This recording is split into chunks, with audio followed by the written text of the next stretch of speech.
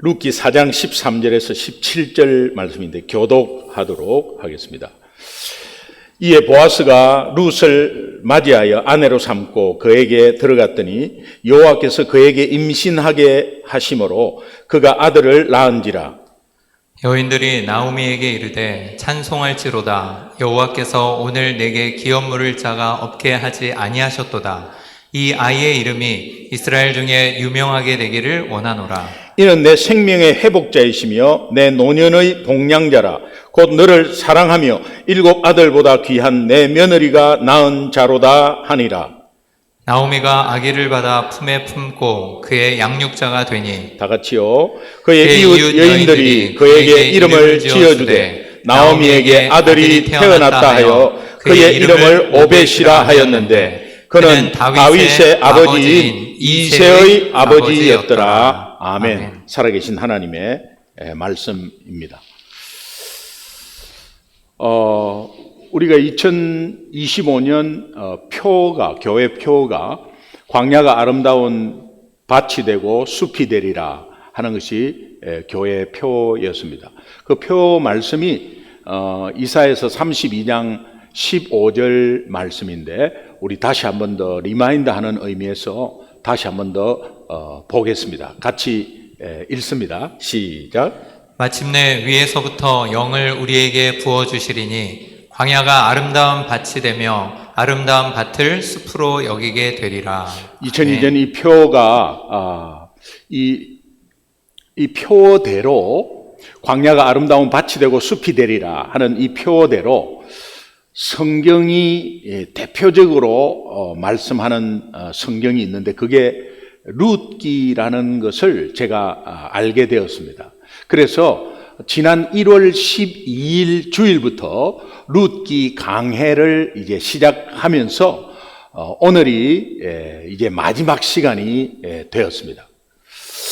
룻기 강해를 오늘 마치는 시간에 다시 한번 돌아볼 것이 한 가정의 몰락, 또 그 가문의 몰락에서 다시 살아나서 회복하기까지의 이 다룬 룻기 내용, 이것을 전체를 좀 통해서 우리 인생이 광야가 아름다운 밭이 되어가고 숲이 되어가는 그 인생의 의미가 무엇일까? 이것을 다시 한번 좀 정리하는 시간으로 삼았습니다. 첫 번째는 광야가 아름다운 밭이 되고 숲이 되는 그 인생의 의미, 슬픔과 절망에서 기쁨과 희망으로 바뀌는 인생입니다. 세상의 잠시의 어떤 슬픔, 세상에 주는 기쁨, 이런 것은 그냥 지나가고 그때그때 지나가 버립니다. 우리 오늘 본문 말씀을 통해서 또 우리 룻기의 이 과거를 한번 보면 나오미의 과거는 또 룻의 과거를 좀 돌아보면 기근과 죽음의 인생이었습니다. 그런데 이제 룻기 4장의 마지막 4장에 와서, 룻기는 1장부터 4장까지잖아요. 이 4장에 와서는 지금의 나오미와 룻의 삶은 굉장히 풍족하고 생명의 삶으로 변화되었습니다. 단지 물질적인 풍족 때문만이 아니라 하나님의 약속의 말씀이 이루어져서 보아스라는 사람을 만나게 되고 이 보아스가 룻의 기업 물을 자가 되었다. 기업 물을 자는 자기 인생을 전체를 책임진다는 의미인데 그 사람을 만나서 이 보아스가 룻을 기업 물을 자가 되어주셨다. 기업 물을 자 보아스로 인해서 룻과 나오미는 상상조차 할 수 없었던 더하여지는 은혜와 기적을 체험합니다. 우리는 만남의 축복을 통해서 하나님이 또 열어주시고 열어주시는 은혜를 체험합니다. 오늘 우리 동서대 교환 학생 오셨는데 잠시 미국에 왔다 가지만 이 소중한 교회를 만남으로 인해서 이 소중한 교회, 내 인생에 어떠한 변화가 있는지 저는 기대하고 축복합니다. 생각지도 못한 은혜, 선배들이 여기에 왔다가 여기에 정착하고 또 우리 청년과 결혼한 선배가 있고 또 여기에 직장생활하는 선배가 있습니다. 동서대는 우리 10년 전부터 계속해서 우리 교회가 좀 섬겼습니다. 거기에 예수 전혀 안 믿는 청년이 지금은 목사님이 되어 있습니다. 또 부산의 수영로 교회에서 아주 리더 중에 리더로 일하고 있습니다. 그리고 아주 좋은 직장으로 다 많이 갔어요. 그리고 미국에 상상할 수 없는 연결건이 있어가지고 또 이렇게 열어주는 역사가 있었습니다. 우리 인생은 아무도 한 치 앞을 못 내다봅니다. 그런데 만남의 축복, 내가 열심히 애써서 어떻게 하면은 한 10m 정도 가지만 그것도 마이너스로 갈 수 있죠. 그런데 만남의 축복은 1000km를 가버려요.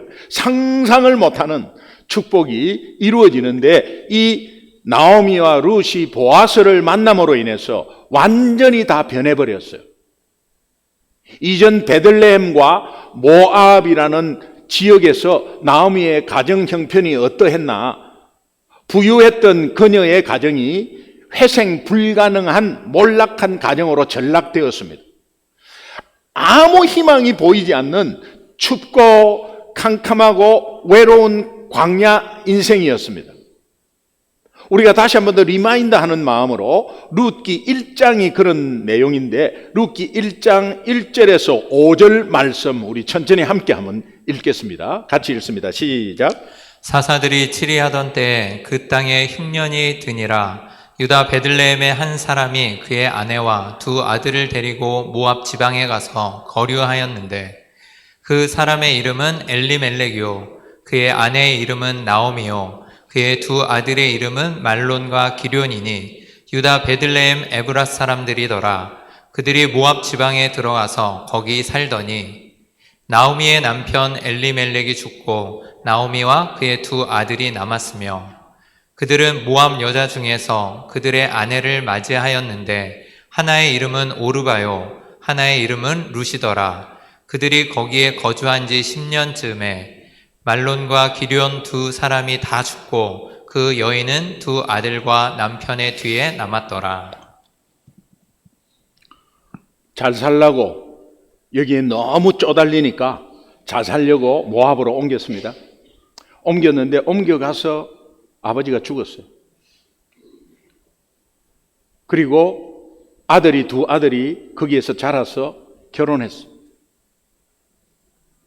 그런데 베들레헴으로 떠난 지 10년 뒤에 이 두 아들이 죽었어요. 이게 무슨 일입니까? 그야말로 죽음과 절망과 실패로 몰락되었던 아무런 희망 없는 슬픔의 엘리멜렉 가문이었습니다. 하나님의 더하여지는 은혜로 말미암아 이들이 살아나고 회복되어서 정말 아름다운 결실을 맺는 생명력 있는 가문으로 변화된 것은 상상할 수 없는 일이었습니다. 적용해 볼까요? 지금 내 인생이 아름다운 밭이 되고 숲이 되어가는 이유는 목사님, 저 지금 힘든데요. 지금도 광야인데요.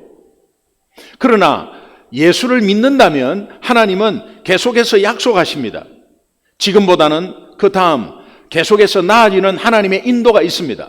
그 이유는 허물과 죄로 죽었던 나에게 하나님의 언약의 약속의 말씀이 성취되어서 예수 그리스도가 나의 영원한 기업물을 자가 되어 주셨기 때문입니다. 믿으시면 아멘. 오늘 13절 한번 읽겠습니다. 같이 읽습니다. 시작. 이에 보아스가 룻을 맞이하여 아내로 삼고 그에게 들어갔더니 여호와께서 그에게 임신하게 하심으로 그가 아들을 낳은지라. 쉽게 말하면 이방 땅 모압에서 온통 장례식으로 물든 죽음의 가문이었어요. 살아나고 회복되어서 혼인잔치의 기쁨, 아들이 태어나는 생명의 성취의 기쁨이 있었습니다. 저와 여러분의 인생이 죽음의 광야 같은 인생에서 아름다운 밭이 되고 숲이 되는 결실과 생명이 인생되기를 주님의 이름으로 축원합니다. 지금까지 우리가 살아온 인생 여정이 정말 힘들었다. 얼마나 힘들었는가. 이런 것들을 우리가 말하고 막 이런 것이 아니라 정말 지금까지 살아온 인생 여정이 얼마나 힘들었던가가 아니라 그 힘들고 어려운 인생 여정 속에서 그 속에서 얼마나 하나님의 더하여지는 은혜를 경험했는가? 이것이 중요합니다. 지금 힘들어가지고 계속해서 힘드니까 하나님 나한테 왜 이래요? 예수 안 믿는 사람도 저렇게 잘 되는데 내가 예수 믿으면서 왜 이래요? 내 인생은 왜 이렇습니까? 우리 부모는 왜 이래요? 나는 또 왜 이래 안 풀립니까? 라는 것이 아니라 풀리지 않고 이런 인생 가운데 하나님이 계속해서 은혜를 주는 그 은혜의 경험을 하는 순간 빠져나와 버려요. 하나님은 우리에게 계속해서 이 은혜의 스코프를 넓힙니다. 그래서 평상시에 아무것도 아닌 평상시의 일도 은혜로 와 닿는 그것이 파워 인생이에요. 오늘 예배드리는 이 자체가 은혜이고 이 자리에 앉아있는 것이 은혜이고 돌아보면 한 주간에 바빴습니다. 여리저리 다 움직였습니다. 그런데 여러분이 운전 잘해서 그런 거 아니에요. 하나님이 여건 환경 지켜주시고 운전할 수 있는 건강 주시고 팔이 설 수 있도록 이렇게 운전대를 잡을 수 있도록 그리고 내가 갈 동안에 우리 가족들 내하고 같이 있지 않은데 다 지켜주신 은혜 있기 때문에 여러분들이 오늘 이 자리에 온 것입니다. 이것이 은혜로 보여야 됩니다. 말씀으로 느껴서 은혜로 봐야 돼요. 저 같은 경우에는 정면 충돌 교통사고로 인해서 이것을 알게 되었어요. 다 부러졌습니다. 정면 충돌을 하니까 운전대를 이렇게 잡았으면 아마 다 나갔을 거예요. 그런데 왼손은 그 문턱 있는데 얹어놓고 한 손으로 운전했습니다. 운전하다가 갑자기 중앙선을 넘어온 차가 그냥 덮치는 바람에 저는 운전 잘했습니다. 차선 지켰습니다. 속도 지켰습니다. 근데 반대 차선에서 졸고 오는 차가 덮는데 이것은 예상할 수도 없습니다. 갑자기 오는데 브레이크도 잡지 못했습니다. 그런 가운데서 이 핸들이 우레탄 핸들이 두껍잖아요. 우레탄 핸들이 아주 쪼글쪼글 해가지고 말려 들어가고 요만큼 돼가지고 쫙 말려 들어가는데 그 파워가 어떻게 했어요? 그러니까 왼손을 잡고 있는데 받치니까 이 왼손이 세동각 나면서 이것이 조인트로 다 연결돼갖고 이쪽으로 다 나가버리는 거예요. 3개월 동안 아무것도 못했습니다. 생명 사는 거에 대해서 감사했지만 그러나 거기에서 그 어려운 과정 속에서도 감사한 것이 뭐냐니까 왼손 하나가 멀쩡했어요. 이 왼손 하나가 멀쩡하는 가운데 그때 제가 하나님을 만났습니다. 하나님을 만나고 나니까 그 어려운 가운데서 더하여지는 은혜가 뭐냐? 왼손 때문에 울었습니다. 왼손 때문에 감사했습니다. 사지가 멀쩡할 때 감사의 기억자도 몰랐습니다. 그런데 지금 보면 다 움직일 수 있고 볼 수 있고 먹을 수 있고 하는데 감사가 너무 없습니다. 그러면 모두가 정면 충돌을 한번 당해봐야 되냐? 아닙니다. 말씀을 통해서 깨달아야 되는 거예요. 힘들고 어려운 인생 여정 속에 하나님이 얼마나 더하여지는 은혜가 경험되었는가가 중요하지 내가 인생이 얼마나 힘들었는가가 중요한 게 아니다 이 말이에요. 하나님의 더하여지는 은혜는 곧 내 삶이 생명력 있고 활기차고 복원력 있는 회복의 인생이 되기 때문이에요. 하나님은 명백한 기업 물을 자 예수 그리스도, 기업 물을 자 온통 다 책임진다는 의미입니다. 기업 물을 자 예수 그리스도를 우리에게 보내주셔서 죄에서 우리를 용서하시고 구원해 주셨습니다. 그리고 예수 믿는 인생 여정에서 승리할 수 있도록 우리에게 권세를 주시고 권능을 주셨습니다. 이 권세는 엑수시아, 남을 살릴 파워.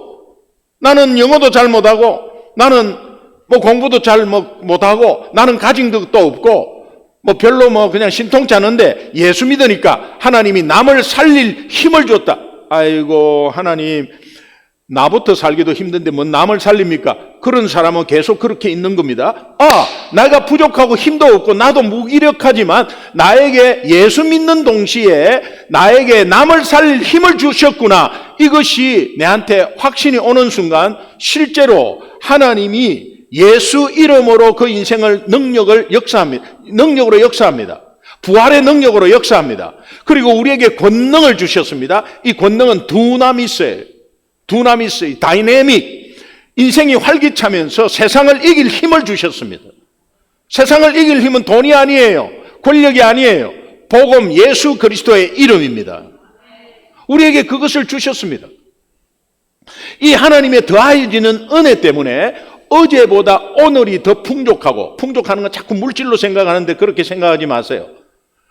어제보다 오늘이 더 평안하고, 어제보다 오늘이 영적인 은혜가 더 풍만하고, 또 지금보다도 1년 뒤, 가면 갈수록 더 풍족하고 평안해지는 거예요.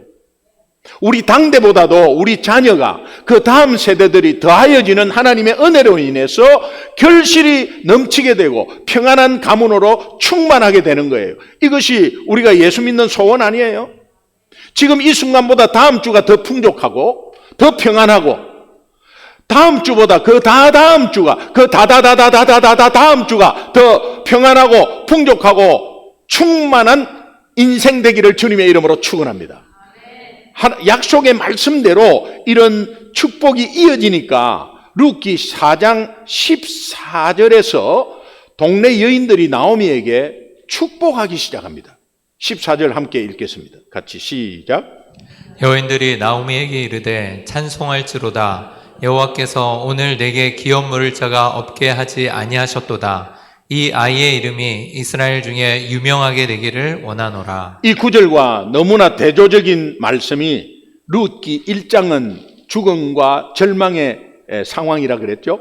룻기 1장 20절 21절에 보니까 나오미가 그들에게 나를 나오미라 부르지 말라, 나를 마라라 불러다오.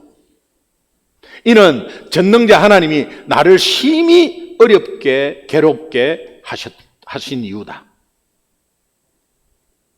내가 풍족해졌는데 실제로 그렇게 풍족해진 내 인생을 하나님께서 빈털털이 되게 하셨다.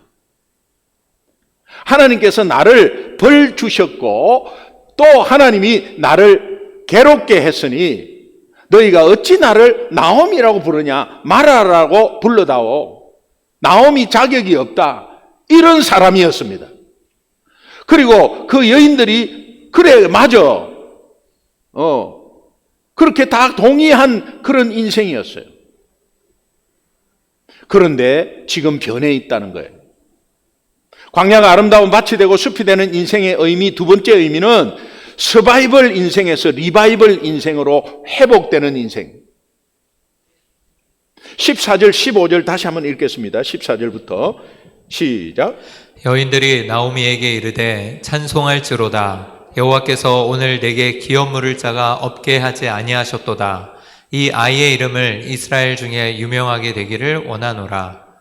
이는 내 생명의 회복자이며 내 노년의 봉양자라. 곧 너를 사랑하며 7 아들보다 귀한 내 며느리가 낳은 자로다 하니라. 내 생명의 회복자.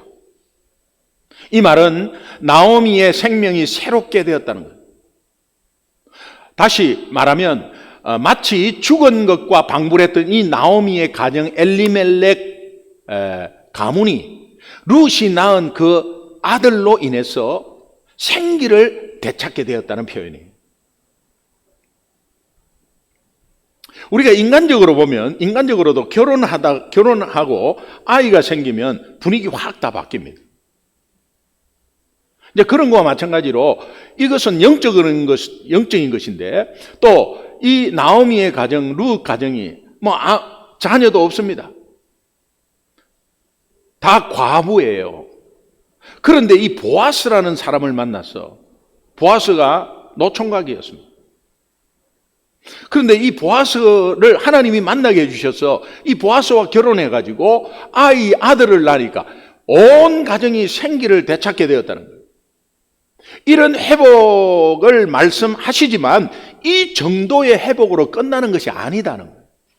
16절 한번 같이 읽겠습니다. 같이 읽습니다. 시작. 나오미가 아기를 받아 품에 품고 그의 양육자가 되니. 자, 저도 이 손자를 이렇게 보면 팬데믹 기간에 손자가 태어났습니다. 그리고 그때는 뭐 신방도 없고 하니까 그냥 그 손자가 기쁨이 됐어요. 그런데 이 손자를 이제 키우면서 느낀 것입니다.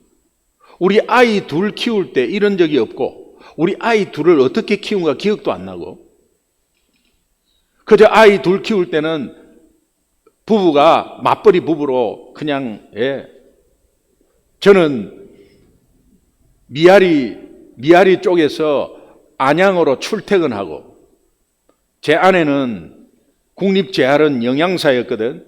그 영양사 5년 하면서 그냥 맞벌이 부부로 막 그냥 했어요.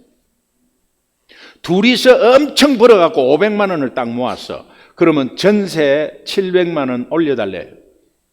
못 따라가는 거예요. 이제 그런 가운데 아이가 태어나고 아이를 키우는데 뭐 정신 없었습니다. 그런데 할아버지 할머니로서 아이를 키울 때, 이 손자를 키울 때, 아이가 크는데 요렇게 행복이 있었구나. 이런 이쁜 짓을 했구나. 이런 것들이 우리 아이 때는 전혀 기억도 안 나요. 나오미에게 가문을 잇는 손자가 태어난 것과 더불어서 이 나오미가 손자를 양육하는데 그냥 양육하는 것이 아니라 말씀으로 양육했다는 거예요. 그래서 온전한 양육자가 되었다는 거예요. 이것은 곧 가문이 살아나는 정도가 아니라 리바이벌로 회복된다는 의미예요. 넓고 크게 보면 룻기는 사사기와 한 세트입니다. 이 세트는 뭐 우리 한국적인 표현인데 캄보라 그러죠. 사사기와 룻기는 하나의 성경입니다. 근데 사사기의 마지막은 문제 제기로 말씀이 끝나지 않습니까? 사사기 21장 25절이 마지막 구절인데 그때 이스라엘에 왕이 없었습니다. 왕이 없다는 건 지도자가 없다는 의미고 사람이 그러니까 지멋대로 하는 겁니다. 법이 없습니다. 굉장히 위험한 시대였죠. 그러니까 연약한 사람은 다 강한 사람에게 다 잡혀먹고 여자들은 함부로 다니지도 못해요. 바로 그냥 납치돼 버려요. 그러니까 왕이 없으므로 이 법이 없습니다. 그러니 사람이 각기 자기의 소견대로 옳은 대로 행하였더라. 룻기의 마지막 말씀을 보면 룻기 마지막 말씀이 룻기 4장 22절 말씀이거든요. 오벳은 이세를 낳고 오벳이 누굽니까? 룻이 낳은 아들입니다. 오벳은 이세를 낳고 이세는 그 유명한 다윗을 낳았더라. 이 말씀은 사사기 마지막 말씀에 대한 해답이에요. 왜? 왕이 없는데 이제는 하나님이 다윗을 왕으로 세우기 위한 작업에 들어갔다는 거예요. 그래서 16절을 보면 나오미가 아기를 받아서 품에 품고 그의 양육자가 되니 이 구절에서 하나님은 우리에게 자녀를 키울 때나 우리 지체나 제가 목사로서 성도들을 자라게 할 때 말씀의 양육자가 되어야 되겠구나. 이런 사명이 있습니다. 마치 사사기 마지막 구절에서 던진 문제 제기에 대한 해답을 꿈꾸는 것처럼 우리도 다음 세대에서 하나님 나라를 살리고 회복시킬 하나님의 사람을 키워야지, 양육해야지 그런 말씀으로 저에게 와닿았습니다. 나에게 맡겨진 자녀에게 부모인 내가 매일 큐티하는 모습을 보여주고 그 큐티한 말씀과 적용을 함께 나누면서 아이들에게 말씀을 가르쳐 주는 것, 이것이 뜻이 하늘에서 이루어진 것 같이 땅에서도 이루어지는 구원 사역인과 동시에 리바이벌 사역이 되는 것입니다. 공부 열심히 해라. 너 성실하게 살아. 남에게 피해 끼치지 마. 열심히 살아, 열심히 해라 이런 것은 어느 누구나 다 할 수 있습니다. 그러나 아이들은 그것을 들으면 잔소리로 들립니다. 그러나 말씀의 은혜를 나누는 것은 굉장한 힘이 있습니다. 우리가 이민 와가지고 아이가 중학교, 고등학교, 이제 초등학교, 중학교 말이 안 통하고 힘들고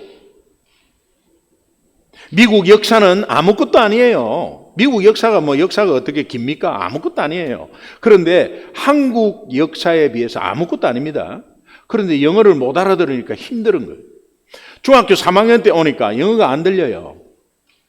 그러니까는 내용을 보면 별거 아닌데 안 들리니까 답답한 거죠. 처음에 한 6개월을 굉장히 힘들었어요. 학교 갈 때마다 배 아프다 그러고 안 갈라 그러고. 이제 그런 상황 가운데서 제가 야 그래도 너 뭐 미국 왔잖냐 뭐 이렇게 하고 그런 식으로 이야기를 안 했고 그냥 식탁에 앉으면 힘들겠다. 아빠도 굉장히 힘들다. 근데 우리가 말이야 우리 가족 전부 다 교통사고 정면 충돌 당했지 않냐.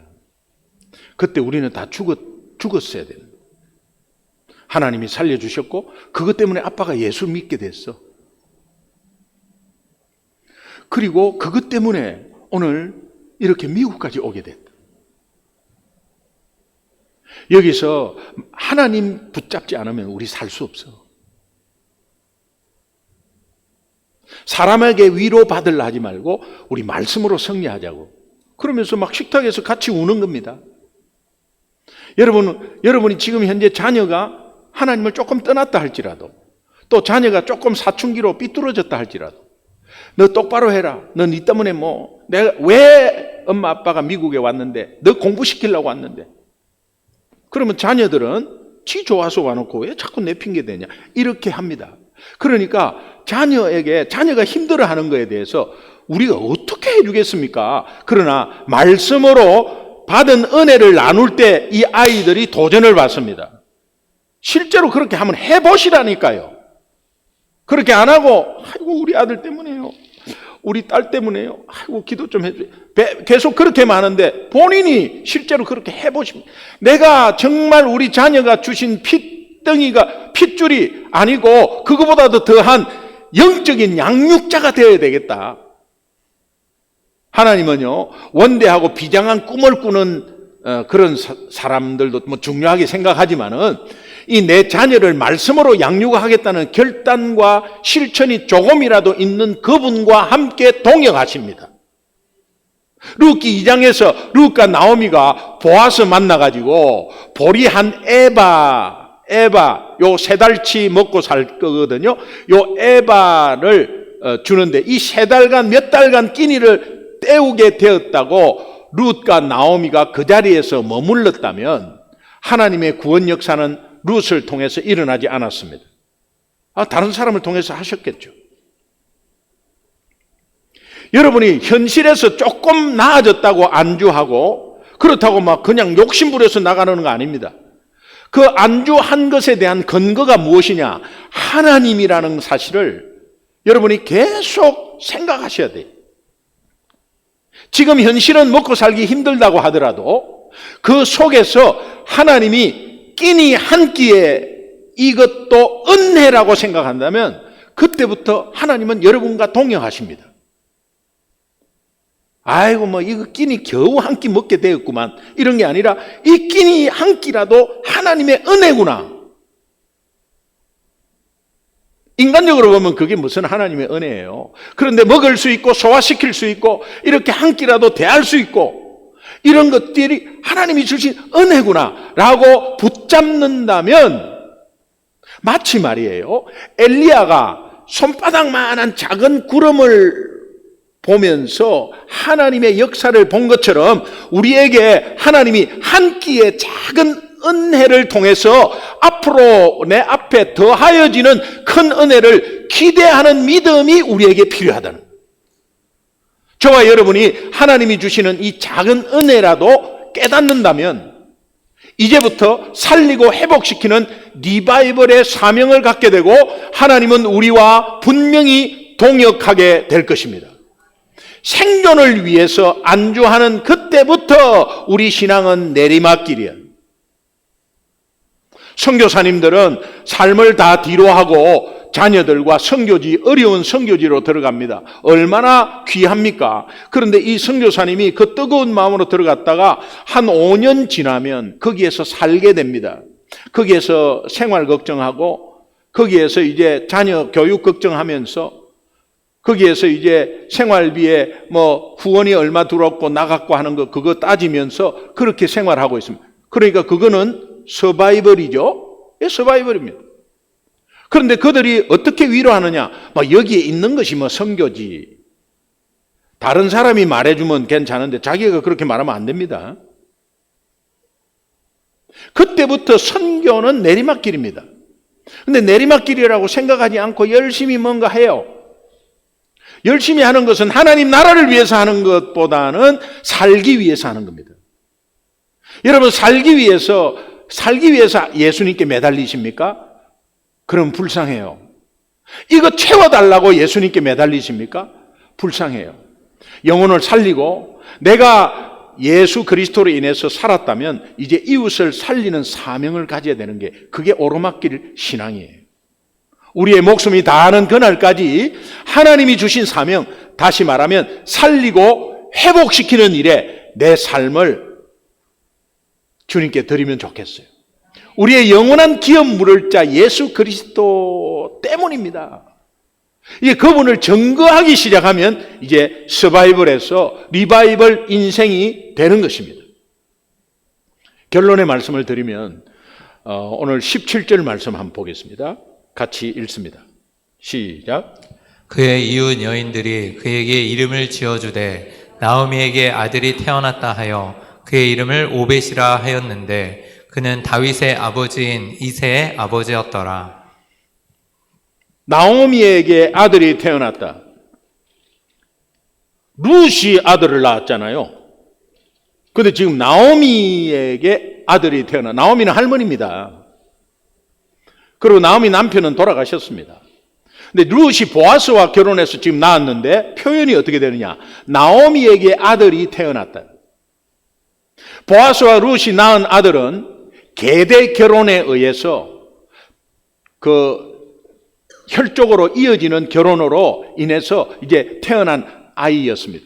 곧 나오미의 남편인 엘리멜렉의 가문을 잇게 될 아이였기 때문에 사람들이 이렇게 표현합니다. 나오미에게 아들이 태어났다.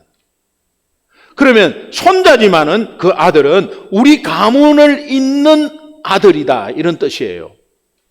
그런데 그는 다윗의 아버지인 이새의 아버지였습니다. 다음에 이어지는 다윗 왕의 계보를 열거하기 전에 본 구절을 삽입시킨 것은 본서를 이 룻기를 기록한 목적을 말하기 위함입니다. 따라서 룻기는 몰락한 한 가정이 기업 물을 자를 통해서 회복되어서 그 가문에서 다윗이 나오는 것을 소개하고 그 소개함으로 인해서 사무엘상과 연결시키는 조인트 성경이에요. 사무엘상은 순전히 다윗에 대해서 이야기합니다. 그런데 갑자기 다윗에 대해서 이야기하는 것이 아니라 룻기를 통해서 이런 배경 속에 다윗의 가문에 다윗이 태어난 것이다. 다윗이 태어나서 이 다윗이 이스라엘의 왕이 되는 것이고 이 다윗 가문에서 예수님이 나오신다. 그래서 룻기는 보아스, 룻, 나오미 이야기가 아니고 이들을 통한 다윗을 소개하는 성경이다. 이 다윗의 가문을 통해서 영원한 기업 물을 자 우리를 영원히 책임지실 예수 그리스도가 오게 된다는 거예요. 힘있는 삼손같이 굉장한 장군 기드온같이 우뚝 선 영웅들과 같이 일하기를 원하시는 하나님이시지만은 연약하고 부족하지만 잃어버린 영혼에 대한 그 간절한 마음을 가진 하나님 아버지의 마음을 공유하는 사람과 하나님이 동역하고 같이 일하시기를 원하세요. 여러분, 우리 자녀들이 세상적으로 잘 되는 거 부모의 기쁨입니다. 그런데 우리 자녀들이 부모의 마음을 읽고 부모의 마음을 같이 공유하는 것이 부모의 최고의 기쁨입니다. 오늘 하나님은 안 믿는 자를 다 예수 믿는 것으로 해서 구원받기를 원하고 그 죄의 해결이 예수 그리스도의 십자가의 보혈 때문이라는 것을 다 알게 하시고 그런 가운데 그 감사함으로 하나 되어서 생활하기를 원하고 또 이웃 저 불신자들을 같이 살리기를 원해요. 여러분, 교회를 다니지만은 아직 연약해서 힘들어하고 또 그 힘들어해서 남모르는 흘리는 눈물이 있습니다. 말 못할 사정이 있습니다. 그러나 분명한 것은 하나님이 그 사정을 다 알고 계시고 그 눈물을 닦아주신다는 거예요.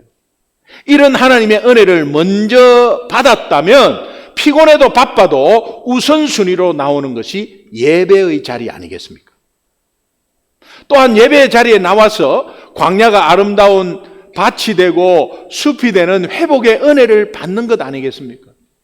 우리 모두가 그렇기 때문에 소중한 존재인 거예요.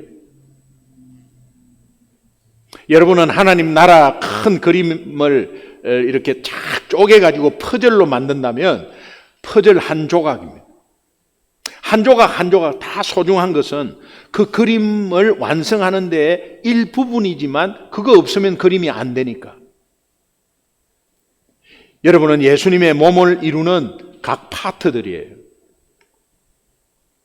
보잘것없고 별 역할이 없는 것처럼 보이는 새끼발가락. 새끼발가락 그 역할이 얼마나 중요한지 아십니까? 새끼발가락이 없으면 걷지 못하고 서 있지 못합니다. 오래 서 있지 못합니다. 저는 작은 자를 하나님이 아주 큰 나라로 이루겠다는 하나님의 약속의 말씀을 받은 적이 있습니다. 오늘 우리가 작은 교회지만 선교사 재충전 수련회에 하나님 나라의 큰 역할을 감당하고 있고 작은 교회지만 이 도시를 위해서 함께 기도하고 있고 작은 교회지만 이 도시의 한 영혼이라도 구원해야 되겠다는 그런 사랑 나눔 축제 핵심으로 하고 있습니다. 하나님이 어떻게 보시느냐? 이사야서 60장 22절의 말씀이 오늘 우리 교회에 딱 맞는 말씀이에요. 그 작은 자가 1000명을 이루겠고 일당백 역할을 하고 있는 겁니다. 그리고 그 약한 자가 강국을 이룰 것이라 하나님의 때가 되면 나 여호와가 속히 이루리라. 자, 여러분 저 작은 자 할 때 가로 해가지고 작은 자 대신에 여러분 이름을 한번 넣어서 함께 읽어보겠습니다. 제가 예를 들면 김기동이가 1000명을 이루겠고 김기동이가 강국을 이룰 것이라 때가 되면 나 여호와가 속히 이루리라. 저는 이것을 믿습니다. 여러분 그 작은 자, 그 김기동, 그 누구누구 자기 이름을 넣고 다시 한번 읽어보겠습니다. 자, 시작. 그 김기동이가, 여러분이 제가 하라 할 때 하는 게 좋아요. 예, 이렇게 하면 아무 의미가 없습니다. 여러분 하나님의 말씀이 되니까 이거 내 거잖아요. 그 김기동이가 1000명을 이루겠고 그 김기동이가 강국을 이래야 되는데 그 김기동이가 1000명을 이루겠고 그 김기동이가 뭐 하는 겁니까 지금? 같이 한번 크게 확신 가지고 이루면 하나님의 때 되면 그 입에서 지금 말한 그대로 돼버려. 이게 믿음입니다. 이걸 왜 안 믿는지 모르겠어요. 자, 믿음대로 고백하면 좋겠습니다. 자, 시작. 그 김기동이가 1000명을 이루겠고 그 김기동이가 강국을 이룰 것이라 때가 되면 나 여호와가 속히 이루리라. 이것이 어떻게 해서 가능한가? 한 명을 마치 1000명을 보는 것 같이 한 영혼이 강국을 이룬다고 하는 하나님의 말씀을 내가 경험하고 그 은혜를 누군가에게 되돌려 줄 때에 나를 통해서 우리 교회를 통해서 한 사람이 살아나고 회복되는 강한 하나님 나라가 된다는 약속입니다. 한 가정의 몰락에서 살아나고 회복되어서 영광의 가문이 된 이야기. 광야가 아름다운 밭이 되고 숲이 되는 이야기, 룻기입니다. 이 룻기의 결론의 말씀은 저는 룻기 2장 12절의 말씀을 드리고 싶습니다. 룻기 2장 12절의 말씀 함께 읽겠습니다. 같이 읽습니다. 시작. 여호와께서 내가 행한 일을 보답하시기를 원하며 이스라엘의 하나님 여호와께서 그의 날개 아래에 보호를 받으러 온 내게 온전한 상 주시기를 원하노라 하는지라. 보잘것없는 한 가정, 한 작은 여인의 눈물과 신음을 외면하지 않으시고 따뜻하게 손을 내밀어서 회복 인생으로 만드신 하나님이 오늘 저와 여러분의 하나님이 룻기에 나오는 하나님인 줄 믿습니다.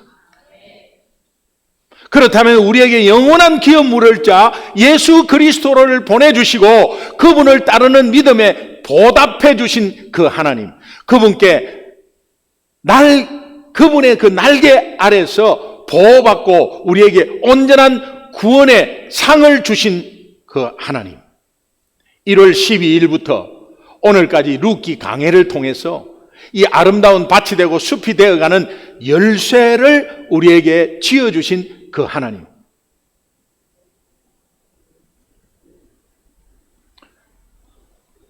그 하나님께 우리 영광의 박수로 하나님께 영광 돌립시다. 할렐루야.